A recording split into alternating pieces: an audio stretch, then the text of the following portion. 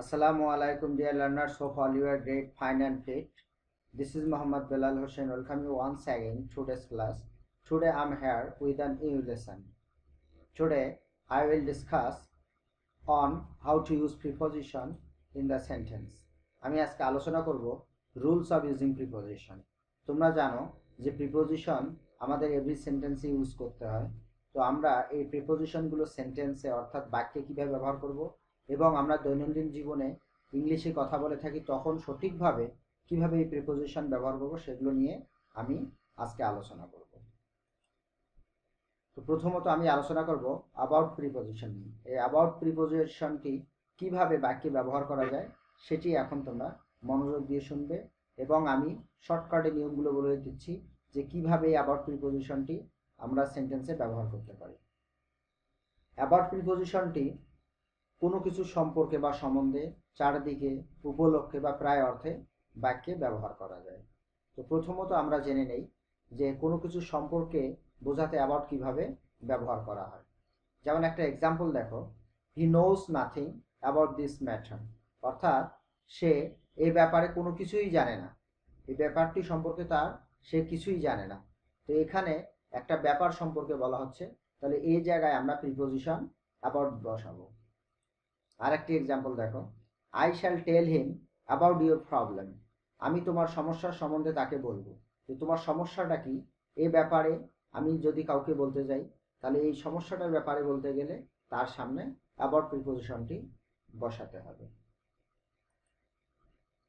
এখন আমরা দেখব অ্যাবাউট প্রিপোজিশনটি চারিদিকে বোঝাতে কিভাবে আমরা বাক্যে ব্যবহার করব। এক্সাম্পলটি দেখো, যে the runners war running about the circle, বৃত্তের চারিদিকে দৌড়বিদরা দৌড়াচ্ছিল, অর্থাৎ চারদিকে এই যে রাউন্ড অ্যাবাউট ওয়েতে দৌড়াচ্ছে, এখানে আমরা অ্যাবাউট ব্যবহার করব।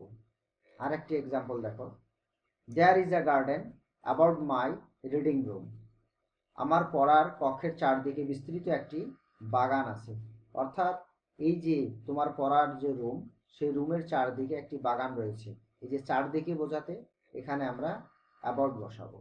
তো তোমরা বুঝতে পারছো যে চারদিকে বোঝাতে অ্যাবাউট প্রিপোজিশনটি বসে।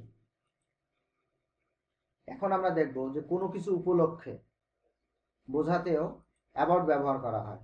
যেমন Rima came to our house about her sister's marriage ceremony, বোনের বিবাহ উপলক্ষে রিমা আমাদের বাড়িতে এসেছিল।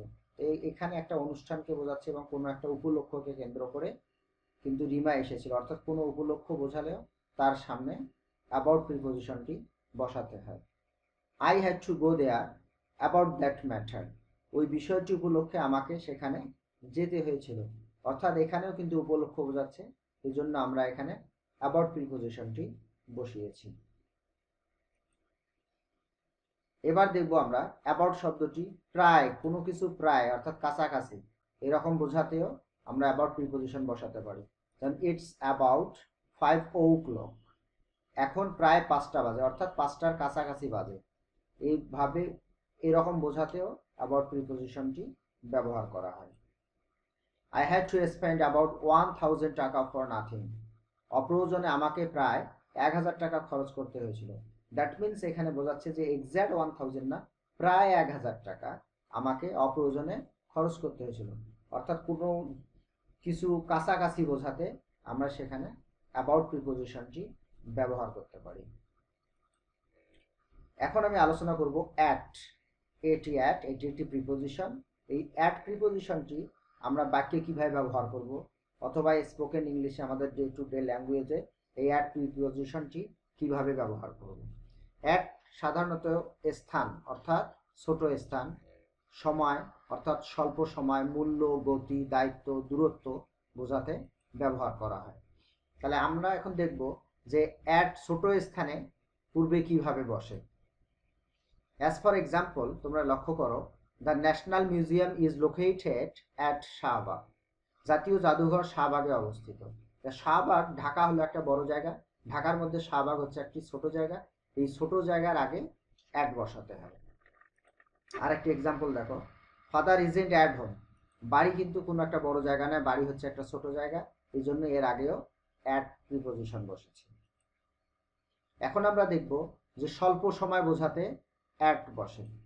ছোট সময়, যেমন the meeting will start at 5 PM, এটা কোনো দীর্ঘ সময় নয় যে 1 বছর 2 বছর 3 বছর বা 1 মাস 2 মাস এরকমও নয়, একটু ছোট সময়। এই জন্য এখানে অ্যাট বসেছে যে বিকেল 5টায় সভা শুরু হবে, অর্থাৎ বিকেল 5টা এটা একটা স্বল্প সময়, তাহলে স্বল্প সময় বোঝালেও অ্যাট বসে।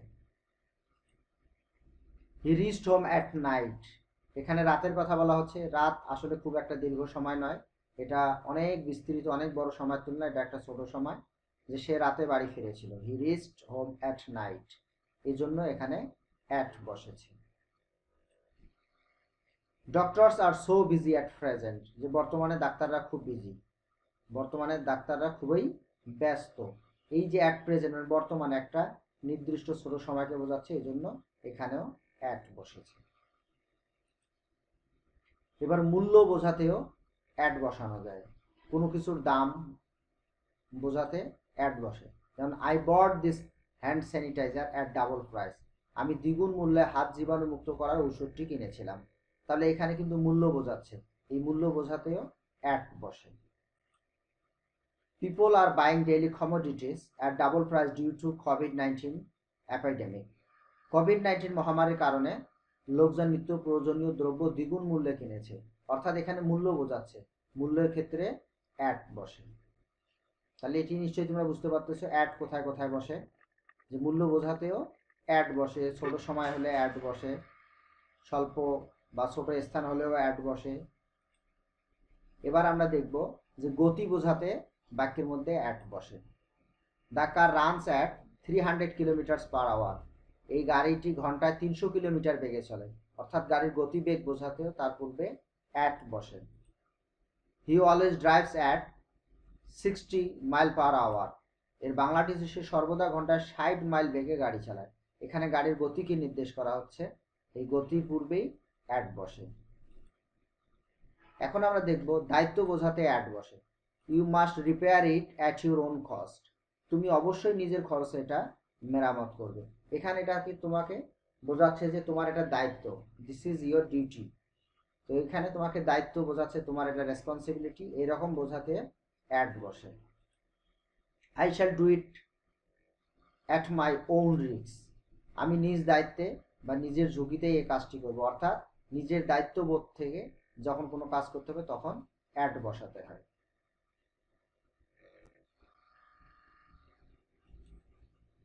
এখন আমরা দেখব দূরত্ব বোঝাতে অ্যাট বসে। The school at a stone's throw from here, এখান থেকে স্কুলের দূরত্ব খুবই কম। স্টোন থ্রো তোমরা বোঝো যে একটা পাথর যদি হাত দিয়ে তোমরা নিক্ষেপ করো, ছুঁড়ে মারো, কত দূর যাবে, খুব বেশি দূরে যায় না, এটা একটা ফ্রেজ, তো দূরত্ব বোঝাচ্ছে, এই জন্য এর সামনে অ্যাট বসেছে। Can you read a car number plate at 50 metres, বলছে যে এই 50 মিটার দূরে থাকা গাড়ির নম্বর প্লেটটি কি তুমি পড়তে পারো, অর্থাৎ এই যে দূরত্ব বোঝাচ্ছে, এখানেও অ্যাট বসে। তো তোমরা নিশ্চয়ই আজকের ক্লাসটি বুঝেছো, এগুলো এই ছোট ছোট পয়েন্টগুলো যদি মাথায় রাখো তাহলে খুব সহজেই প্রিপোজিশন তোমরা ব্যবহার করতে পারবে এবং প্রিপোজিশনে কোনো ভুল হবে না। তো আজকের ক্লাস মনোযোগ দিয়ে দেখার জন্য তোমাদের সকলকে ধন্যবাদ এবং পরবর্তী ক্লাস দেখার আমন্ত্রণ জানিয়ে আজকের ক্লাস এই পর্যন্ত শেষ করছি। আল্লাহ হাফেজ।